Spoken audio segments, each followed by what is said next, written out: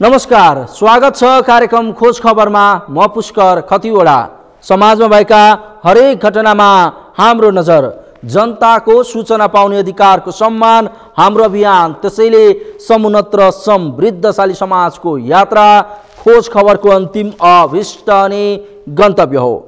पछिल्लो समय बढ्दो शहरीकरणले वन्यजन्तु र मानिस बीचको द्वन्द्व बढेको छ।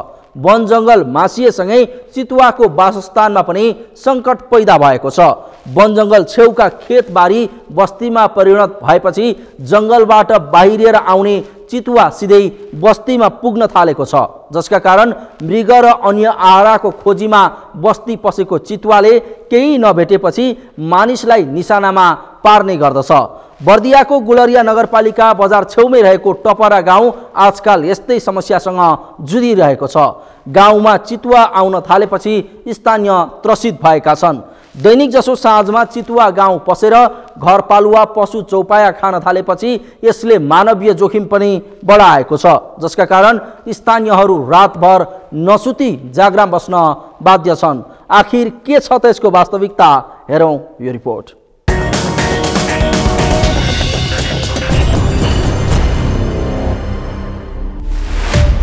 बर्दियाको गुलरियामा चितुवाको आतंक बढ्यो।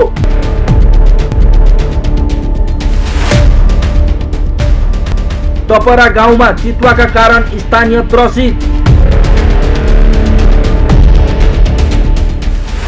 पशु चौपाया र ज्यान जोगाउन रातभर जाग्राम।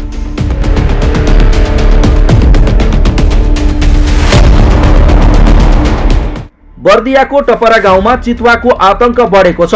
लामो समयदेखि चितुवाले स्थानीयका पशु चौपाया मार्दै आएको छ। टपराका स्थानीयले चितुवाबाट क्षति मात्रै भोगेका छैनन्, मानिसमाथि आक्रमणको जोखिमका बीच रातभर जाग्राम बस्न पनि बाध्य छन्।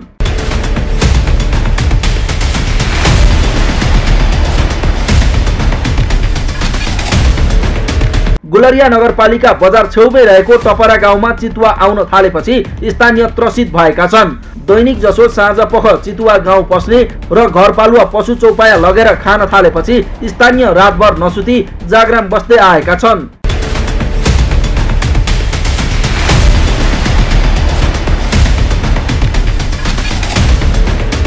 गुलरिया नगरपालिका वडा नम्बर 8 सर्जु नदी टपरा बस्तीमा दिनौ चितुवा आउन थालेपछि गाउँले त्रसित भएका हुन्। चितुवाले घरपालुवा जनावर खान थालेपछि मानिसमा पनि आक्रमण गर्ने जोखिमका बीच स्थानीय ज्यान जोगाउन रातभर जाग्राम बस्नुपर्ने अवस्था आएको छ। बस्तीमा पल्किएको चितुवाले दिनहुँ जनावर बेपत्ता पार्न थालेको छ। सर्दु नदी टपरा बस्तीबाट करिब 1.5 किलोमिटरमा भारतको मूर्तिया जंगल छ। जंगल र बस्तीको बीचमा ठूलो उखुबारी छ। चितुवाले बस्तीमा दिनहुँ जसो गाई, भैँसी, बाख्रा, कुकुरमाथि आक्रमण गर्दै आएको छ, जसका कारण स्थानीयमा त्रास फैलिएको छ। बस्ती नजिकैको उखुबारीमा चितुवाको बास हुँदा स्थानीय खेतबारीमा जान समेत डराइरहेका छन्। 1 महिनासम्म बालपाडातिर फेरि हामीलाई चाहिँ न रातको निद न दिनको चाहिन्छ। कारण के छ भने यहाँ एउटा बगेनी चाहिँ यहाँ डमुरसितको बगेनी छ। त्यसले 6 बजेदेखि नै भएर चाहिँ हामीलाई आक्रमण गर्न आउँछ। कहिले मान्छेका चाहिँ 2-2 कुत्ता पनि ल्याइदियो, कहिले चाहिँ यो घरको चाहिँ यो तत्काको चाहिँ भैँसीमा पनि हान्न आयो। त्यो भैँसी पनि चाहिँ उसले लडेर गयो। उता एउटा टाँगावालाको भनौँ बिचरा 2टा कुकुर पनि चाहिँ लगिदियो।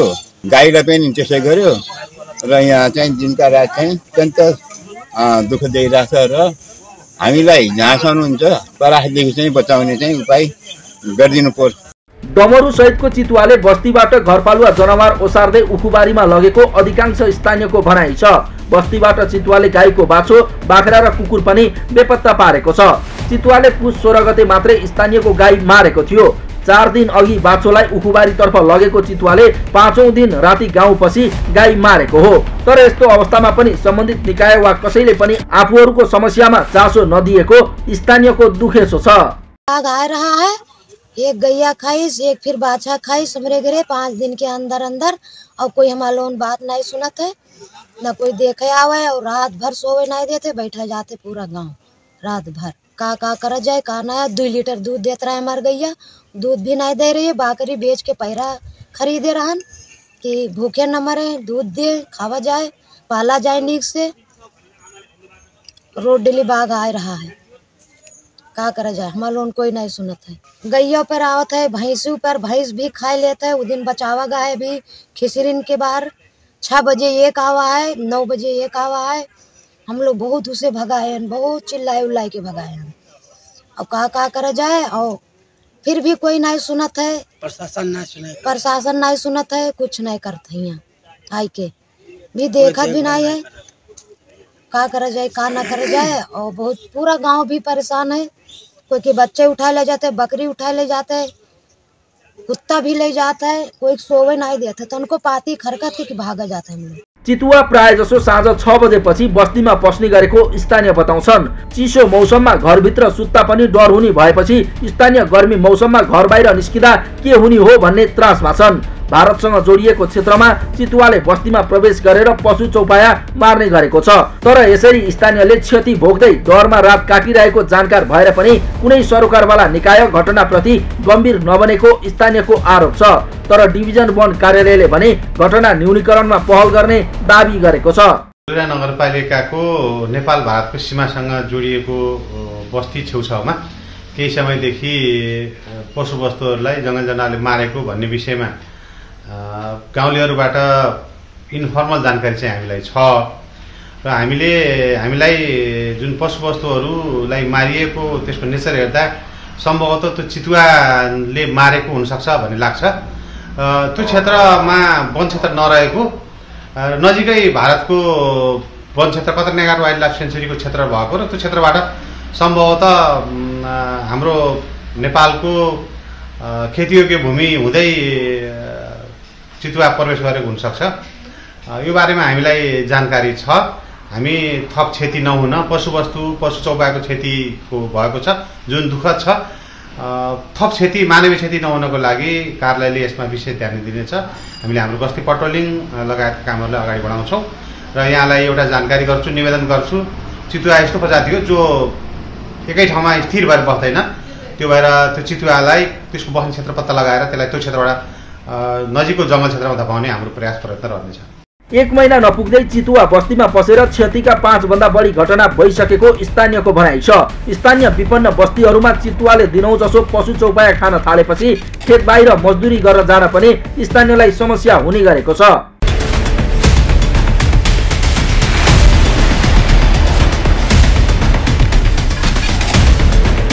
चितुवाले आहार बनाउने जनावर भनेको चित्तल, लगुना, बँदेल, रथुवा, गौरी गाई लगायत हुन्। एउटा चितुवाले एक पटकमा 15 देखि 40 किलोसम्म मासु खाने गर्छ। यो आहारले चितुवालाई 1 सातासम्म पुग्छ। तर चितुवा बुढो भयो भने वा बिरामी परेमा वनमा सहज रूपमा शिकार गर्न सक्दैन र गाउँ पस्न थाल्ने वन्यजन्तु संरक्षण अधिकृतहरू बताउँछन्। अझ पोथी चितुवा आफ्ना बच्चालाई आहार जुटाउन सकेन भने झनै आक्रामक हुँदै आहारको खोजीमा नजिकैको बस्ती पस्ने गर्दछ। त्यसैले चितुवा बस्ती नजिक किन आउन थाल्यो यसको अनुसन्धान गर्न जरुरी देखिएको छ। साथै चितुवाको आक्रमण र हुन सक्ने मानवीय जोखिम घटाउन आहारको व्यवस्थापन र विकल्प दिन पनि आवश्यक छ। यसतर्फ सबै सरकारवाला निकाय गम्भीर बनुन्। खोज खबरका लागि बर्दियाबाट मुरली गोडियाको रिपोर्ट।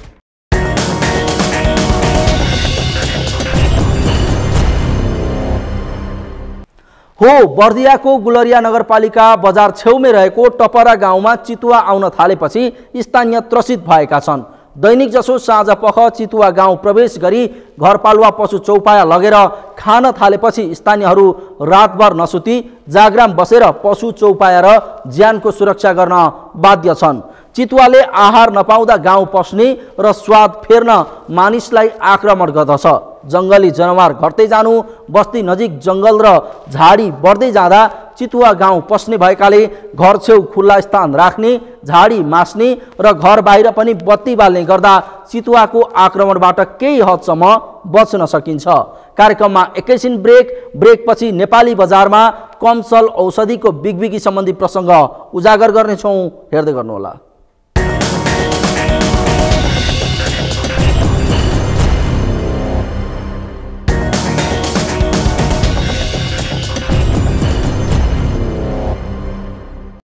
ब्रेकपछि स्वागत छ। कार्यक्रम हो खोज खबर। मानिस बिरामी हुँदा उपचार गर्न अस्पताल जान्छ र चिकित्सकको सल्लाहमा औषधि खान्छ। कतिपय अवस्थामा सामान्य स्वास्थ्य समस्या हुँदा मानिसले चिकित्सकको सल्लाह बिनै पनि पसलबाट सोझै औषधि किनेर खाने गरेका छन्। औषधि रोग निको पार्ने प्रमुख अस्त्र हो, तर नेपाली बजारमा पाइने केही औषधि मापदण्ड विपरीत र कमसल छन्। तर आम मानिसलाई कुन औषधि सूचीकृत छ छैन, यो कमसल हो होइन त्यो थाहा हुँदैन। यसको नियमन गर्नेले पनि बजारमा गइसकेपछि मात्रै औषधिको परीक्षण गर्ने गरेको छ। यस्तोमा बिरामीको स्वास्थ्यमा कमसल औषधिले नकारात्मक प्रभाव पार्न सक्छ। यसबाट मानिसको ज्यान समेत जान सक्छ, साथै मानिस दीर्घरोगी पनि हुन सक्छन्। तर किन भइरहेको छैन यस्ता औषधि उप नियमन, के छ त्यसको वास्तविकता हेरौँ यो रिपोर्ट।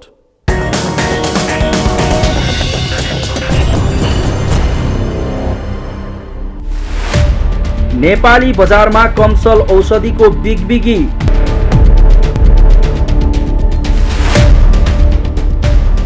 नौ 9% भन्दा बढी औषधि मापदण्ड विपरीत। बिरामीको स्वास्थ्यमा गम्भीर असरको जोखिम।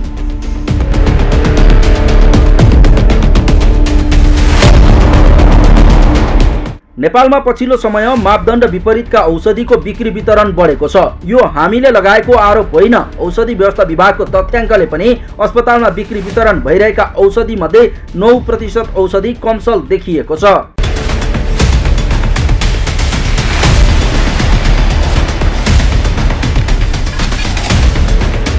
औषधि व्यवस्था विभागले बजारमा देखिएका त्यस्ता औषधि बिक्री वितरणमा रोक लगाउने त गरेको छ, तर प्रयोग भइसकेपछि मात्र औषधि परीक्षण हुने हुँदा त्यसले स्वास्थ्यमा पर्ने असरका बारेमा भने यकिन हुन सकेको छैन।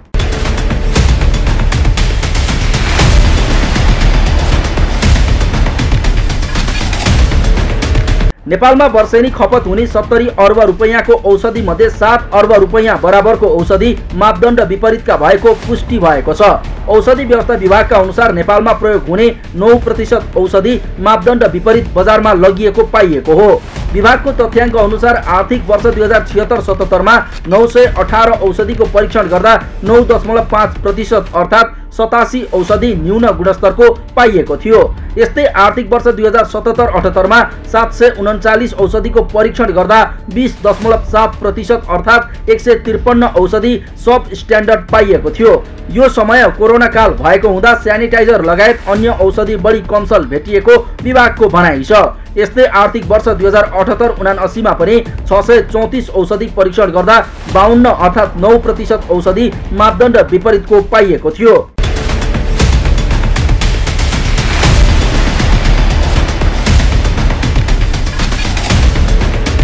औषधि व्यवस्था विभागले वार्षिक 1000 औषधि परीक्षण गर्ने गरेको छ। मापदण्ड नपुगेका औषधिलाई बजारबाट फिर्ता गरेको रेकर्ड पठाउन लगाएर मात्र औषधि कम्पनीलाई पुनः औषधि उत्पादनको जिम्मा दिने गरेको विभागको भनाइ छ। हाम्रो चाहिँ जुन तोकिएको मापदण्ड हुन्छ त्यो मापदण्ड पुरा नभएको औषधिहरू हो। अब यो चाहिँ यसो छ, WHO GMP हामीले जुन भन्छ कुशल उत्पादन अभ्यासहरू जुन छ त्यसमा पनि यसो कमसल हुन सक्छ औषधि भन्ने चाहिँ प्रावधानहरू चाहिँ छ। त्यो विश्वव्यापी नै मान्यता हो। औषधिहरू कमसल हुन सक्छ। किन कमसल हुन सक्छ त भन्दा औषधि उत्पादन गर्ने एउटा किसिमको चाहिँ वातावरणमा बन्छ भने उत्पादनभन्दा बाहिर जुनको त्यसको चाहिँ म्याद नसकिन्जेलसम्म विभिन्न अन्य वातावरणमा चाहिँ औषधि रहन सक्छ। त्यसमा चाहिँ तापक्रमहरू उचित नहुन सक्छ, आर्द्रताहरू नहुन सक्छ। त्यसले गर्दा नि औषधिहरूको चाहिँ तोकिएको मापदण्ड चाहिँ पुरा हुँदैन।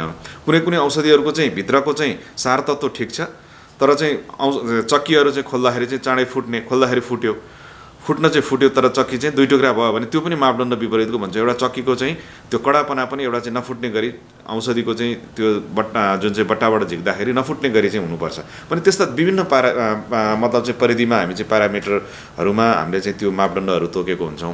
तर विशेष गरी चाहिँ सबभन्दा संवेदनशील चाहिँ अवस्था कस्तो हो भने यदि औषधिहरू छ त्यसको सार तत्त्वमै कम हो, तपाईँको चाहिँ यति यसमा चाहिँ यति 500 mg हुनुपर्छ, त्यसमा 500 mg भइदिएन होइन, त्यसमा 300 mg मात्रै भयो। हाम्रो सबै प्रकृतिका औषधिहरू हेरेर चाहिँ हाम्रो 9% हो। त्यसमध्येमा चाहिँ केही चाहिँ औषधिहरूका चाहिँ यस्तै किसिमको सिरियस मतलब चाहिँ किसिमको मापदण्ड नपुगेका छन्। जस्तो एसएनए सार तत्त्वै कम भएको पनि केही हामीले भेटेका छौँ भने केही चाहिँ पेटमा गएर नगुलेको पनि भेटेका छौँ भने कतिपय अवस्थामा चाहिँ उही फुट्ने पनि हामीले भेटेका छौँ। त्यसैले मूल रूपमा हामीले चाहिँ उहाँहरूलाई यस्तो अवस्थामा चाहिँ औषधिहरू चाहिँ बजारबाट चाहिँ फिर्ता गर्न चाहिँ भन्छौँ र सँगसँगै हामीले चाहिँ सार्वजनिक सूचनाहरू पनि गरिन्छ यस्तो अवस्थामा। र त्यो गर्दाखेरि चाहिँ सार्वजनिक सूचनाको अर्थ के हो त, सबै ठाउँमा औषधि व्यवस्था विभाग पुग्या हुँदैन र त्यो चाहिँ मतलब चाहिँ तात्विक रूपमा त्यो औषधिले लामो समय खायो भने त त्यसले असर नगर्ने भयो, त्यसैले बजारमा त्यो गर्नु भएन र चाहिँ विक्रेताले पनि त्यस्ता औषधिहरू सूचना प्राप्त गर्ने बित्तिकै चाहिँ त्यो औषधि चाहिँ बिक्री वितरण गर्नु चाहिँ भएन। त्यो हामीले गर्छौँ र सँगसँगै उत्पादकहरूलाई चाहिँ हामीले भन्छौँ तपाईँहरूको चाहिँ के कारणले गर्दा चाहिँ त्यो औषधिमा त्यस्तो खराबी देखिएको हो, त्यो खराबीको लागि चाहिँ तपाईँहरूले चाहिँ इन्भेस्टिगेसन गर्नुहोस्, कति बजारमा छ त्यसलाई चाहिँ फिर्ता बोलाउनुहोस् र फिर्ता गरेको रेकर्डहरू नष्ट गरेको रेकर्ड हामीलाई दिनुहोस् भनेर हामीले चाहिँ त्यस्तो अहिले चाहिँ त्यस्तो विधिहरू हामीले अप्नाइरहेछौँ। नेपालमा 122 वटा औषधि उद्योग दर्ता भएकोमा 83 वटा सञ्चालनमा छन्। औषधि उद्योगहरूले करिब 5761 ब्रान्डका औषधिहरू नेपाली बजारमा पठाउँछन्। आयुर्वेदिक औषधि उत्पादन गर्ने 196 कम्पनी दर्ता भएकामा 56 वटा मात्र सञ्चालनमा छन्। विभागले यी उद्योगले बजारमा पठाइसकेका औषधिको नमुना राष्ट्रिय औषधि परीक्षणका लागि औषधि प्रयोगशालामा पठाउने गरेको छ। प्रयोगशालाका अनुसार वातावरण अनुकूल भण्डारण गर्न नसक्नु र उत्पादन प्रक्रियामा कडाई नगर्नु नै कमसल औषधि बढी भेटिनुको मुख्य कारण हो। औषधि व्यवस्था विभाग छ, त्यस्तै चाहिँ विभिन्न अन्य चाहिँ सरकारी निकायहरूबाट चाहिँ प्राप्त भएका चाहिँ स्याम्पलहरू, त्यस्तै अब हामी आफैले पनि बजारबाट गएर ल्याएको चाहिँ स्याम्पलहरू पनि हामीले चाहिँ टेस्ट गर्ने गरेका छौँ। र यसरी चाहिँ टेस्ट गर्दाखेरि चाहिँ अब हामीले चाहिँ अपनाउने विधि भनेको के हो त भने म चाहिँ एउटा चाहिँ आधिकारिक ग्रन्थ जसलाई चाहिँ फार्माकोपिया भन्छौँ, त्यो फार्माकोपियामा उल्लेख गरिएका जुन चाहिँ विधिहरू छ हैन, अब त्यही विधिअनुसार चाहिँ हामीले चाहिँ टेस्ट गर्ने गर्छौँ।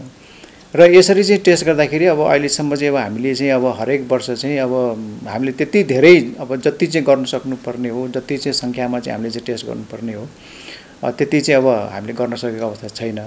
र अहिले चाहिँ ट्रेन हेर्दाखेरि चाहिँ हामीले के भने जस्तो चाहिँ वर्षको चाहिँ 700, 800, 1000सम्म चाहिँ हामीले चाहिँ त्यसरी चाहिँ टेस्ट चाहिँ गर्दै चाहिँ गरेका छौँ। बढ्नुको कारणमा चाहिँ एउटा चाहिँ के हुन्छ भने जस्तो अब हाम्रो चाहिँ एउटा ठुलो चाहिँ फ्याक्टर चाहिँ के छ, जस्तो स्टोरेजको प्रब्लम हुनसक्छ।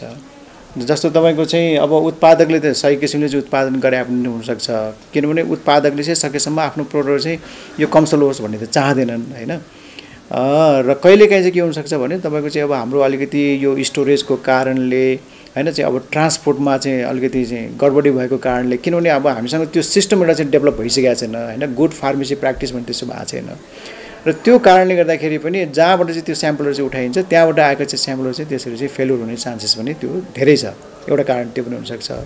अर्को कारण चाहिँ के हुनसक्छ, तपाईँको चाहिँ उत्पादनमै चाहिँ जुन चाहिँ हाम्रो चाहिँ उत्पादन गर्ने जुन प्रक्रियाहरू छ, जुन प्रोसेस छ, गुड म्यानुफ्याक्चरिङ प्र्याक्टिस जसलाई भन्छ, त्यो गुड म्यानुफ्याक्चरिङ प्र्याक्टिस चाहिँ यदि तपाईँको सही किसिमले त्यसलाई चाहिँ हुबहु चाहिँ राम्रोसँग चाहिँ पालना गरिएन हैन, उत्पादन गर्दाखेरि जुन अपनाउनु पर्ने विधिहरू हो त्यो अपनाउनु पर्ने विधिहरू पनि राम्रोसँग चाहिँ अपनाइएन भने पनि प्रोडक्टहरू चाहिँ फेल हुने सम्भावना चाहिँ धेरै रहन्छ। मानिस बिरामी हुँदा सर्वप्रथम अस्पताल जान्छ र चिकित्सकको सल्लाहमा औषधि खान्छ भने कतिपय अवस्थामा बिना सल्लाह औषधि खाने गर्छन्। औषधिलाई रोग निको पार्ने प्रमुख अस्त्रको रूपमा लिने गरिन्छ, तर बजारमा पाइने औषधि नै मापदण्ड विपरीतका छन् या छैनन् कसैलाई थाहा छैन। औषधि विभागले पनि बजारमा गइसके पश्चात नै औषधिको परीक्षण गर्ने गरेको छ। यस्तोमा बिरामीको स्वास्थ्यमा कमसल औषधिले नकारात्मक प्रभाव पार्न सक्छ। यसबाट मानिसको ज्यान समेत जान सक्छ, साथै मानिस दीर्घरोगी पनि हुन सक्छन्। यसरी कमसल औषधिको असर बिरामी र उपभोक्तामा देखिए वा यसले बिरामी र उपभोक्ता झन बिरामी भए यसको जिम्मेवार को हुने? सरकार वा औषधि उत्पादक कम्पनी? यसको जवाब तत्काल खोजिन आवश्यक छ। खोज खबरका लागि क्यामेरामा सन्तोष अङ्कितका साथमा अभिषेक सुनारको रिपोर्ट।